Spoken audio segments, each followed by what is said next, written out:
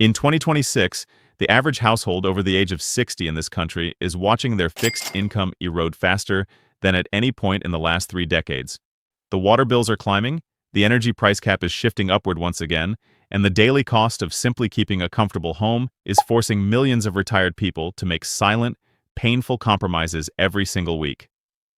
Yet, right now, buried deep inside the official administrative framework of your local authority, there is a specific legal provision that is designed to halt this drain immediately. A rule that does not just shave a few pennies off your monthly expenses, but one that is legally engineered to hand back up to £2,000 directly to you this very month. Most people in their 60s pass by this opportunity every day because the government departments tasked with managing these provisions operate on a principle of absolute silence. They will gladly collect your overpayments month after month, but they will never voluntarily reach out to correct the balance. I am James Hartley. Over the next 20 minutes, I'm going to expose the exact mechanics of this hidden legal rule, show you the precise criteria required to trigger it, and walk you through the 3-step application process you need to execute this week to ensure that £2,000 stays where it belongs inside your own bank account. To understand why this specific breakthrough matters right now, you need to understand the fundamental shift that occurred in the local government funding structures over the last 24 months. The systems that dictate how regional councils assess household liabilities have been quietly overhauled to cope with mounting deficits. In the past, the criteria for exemptions and financial relief were broadly publicized, allowing advice centers to easily guide applicants through the process. However, the updated 2026 guidelines have moved toward a highly modernized, automated assessment structure. Under this system, the software flags properties based purely on standard data streams, completely ignoring the unique personal circumstances of the residents living inside. If you do not actively step forward and present the correct legal definitions to your local authority, the system defaults to the highest possible charging tier, assuming you are entirely capable of paying full price. This is not an administrative error. It is a structural design intended to protect local budgets at the expense of those who do not know the rules. So, what is this secret rule? And how does it generate a sudden £2,000 saving this month? It revolves around a deeply misunderstood legal concept known as retroactive exemption stacking. Most retired people assume that when they qualify for a discount or an exemption, that benefit only applies moving forward from the day they submit their paperwork. They believe that the past is locked away and that any money previously paid into the system is gone forever. The law, however, states the exact opposite. Under the statutory regulations governing local authority assessments, if your structural living conditions or your household dynamics changed at any point over the last several years, you were legally exempt from that specific date, not the date you discovered the rule. When you invoke retroactive stacking correctly, the local authority is legally compelled to calculate the entire duration of your overpayment, bundle it into a single lump sum adjustment, and credit it back to your account within 14 working days. For the vast majority of qualifying individuals over 60, this correction automatically triggers a backdated payment hitting that exact £2,000 threshold.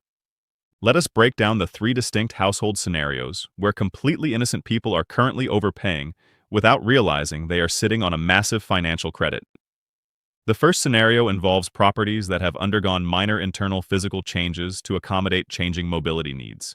Many people in their 60s experience standard joint issues or long-term health adjustments, leading them to reconfigure their living spaces. Perhaps you converted a small downstairs study into a ground-floor bedroom, or maybe you adapted a secondary cloakroom to avoid using the stairs during a period of recovery.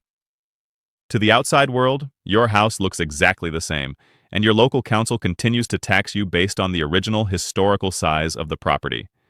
But under the hidden rules of the assessment framework, the moment an internal space is permanently repurposed to support physical accessibility, the property must be assessed at a lower bracket. Because nobody reports these minor internal changes to the valuation office, thousands of households are paying premium rates for adapted homes that legally qualify for a lower tier. By demanding a retroactive reassessment back to the date the room was repurposed, the accumulated difference creates an immediate lump sum refund. The second scenario focuses on households where the number of resident adults has shifted due to modern family dynamics, but the administrative records were never updated. Over the last few years, Thousands of families have seen adult children move out to find work or elderly relatives move into specialized care facilities. When these transitions occur in the middle of a stressful year, updating the local council's database is rarely a priority. The authority simply continues to issue standard invoices based on historical occupancy data. If you are now the primary occupant, or if the remaining adults in the home fall under specific educational or training exemptions, you have been overpaying a premium that you never owed. The secret rule allows you to submit retroactive proof of change, such as an old tenancy agreement for your child, or a care home admission letter for a relative, forcing the council to wipe out the overpaid balance for the entire intervening period, instantly returning hundreds or thousands of pounds in a single transaction. The third scenario applies to individuals who are managing a modest private pension alongside their standard state pension. There is a massive misconception in this country that any form of supplemental income completely disqualifies you from local financial support. People assume that because they worked hard and saved a small nest egg, they are barred from accessing relief systems, so they never bother to apply. The truth is that the threshold limits for local council reductions are indexed to adjust for inflation, and the recent changes in 2026 have quietly raised the income boundaries. Millions of pensioners who were technically ineligible 2 years ago now fall squarely within the zone for substantial local discounts. Because the system does not automatically cross-reference your pension updates with your tax accounts, you will continue to receive maximum bills until you issue a formal request for a threshold review. This is money that belongs to you by law, intended to ensure that private savers are not penalized for being responsible during their working lives. Now that we have identified the 3 core areas where your money is being held, let us look at the precise 3-step protocol you must execute this week to claim your £2,000 adjustment. The first step is what I call absolute consolidation of historical timelines. Before you make a single phone call or type a single email to your local authority, you must establish the exact date your household circumstances changed. Find the specific month the room was adapted, the date your relative shifted address, or the exact period your private pension structure adjusted. Write this date down on a clean sheet of paper. Your entire claim relies on this date because the local authority will try to minimize their payout by offering to start your discount from today. By anchoring your claim to a definitive historical date, backed by simple domestic records, you prevent the administrator from closing down the retroactive element of the rule.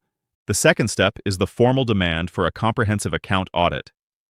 When you contact your local council's revenue department, do not ask for a generic application form. Standard forms are designed to route you into the slowest, most automated queue in the building, where paperwork sits unread for months. Instead, you must state clearly that you are requesting a full statutory review of your historical billing account based on retroactive structural changes. Use the exact phrasing, "I am requesting an immediate administrative audit of my account liabilities back to my verified qualification date." This specific terminology forces the frontline operator to escalate your file to a senior case officer who has the legal authority to issue lump sum refunds without needing a court directive. It moves your file from the automated pile straight onto a specialist's desk. The third step is the immediate deployment of the verification file. Once the council opens your audit, they will send a written request for evidence. This is where most people panic and abandon the process because the request can look incredibly bureaucratic and intimidating. Your job is to keep a simple paper folder ready with basic documents: a copy of a utility bill from the historical change date, a brief written confirmation from a local tradesman or relative, or a copy of your standard pension statement. Do not send original documents. Send clear, clean photocopies via recorded delivery. The moment that physical evidence file lands on the desk of the senior case officer, the burden of proof shifts entirely onto the local authority. They must either prove the evidence is invalid or issue the financial credit to your bank account immediately. Before you take these steps, there are 3 critical mistakes you must absolutely avoid during this process, as any one of them can permanently invalidate your claim. The first mistake is accepting a verbal refusal over the telephone. The frontline staff at your local town hall are trained to handle volume, not complexity. If you call them and explain your situation, a stressed operator might simply tell you that retroactive payouts are impossible or that your income is too high. Do not argue with them, and do not hang up in despair. Politely ask for their full name, their employee ID number, and demand that their refusal be issued to you in writing via the post. The moment a staff member realizes their decision must be documented on official letterhead, their attitude shifts dramatically, and they will almost always route your call to a manager who understands the actual law. The second mistake is stopping your current regular payments while the investigation is underway. When people discover they have been overpaying for years, they often become angry and decide to withhold their next monthly payment as leverage.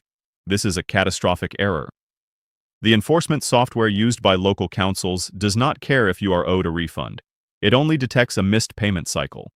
The moment a cycle is flagged as unpaid, the system automatically generates an enforcement notice, cancels your right to pay in installments, and attaches a fixed compliance penalty to your account.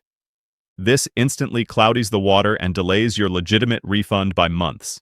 Keep paying your standard bills exactly on time.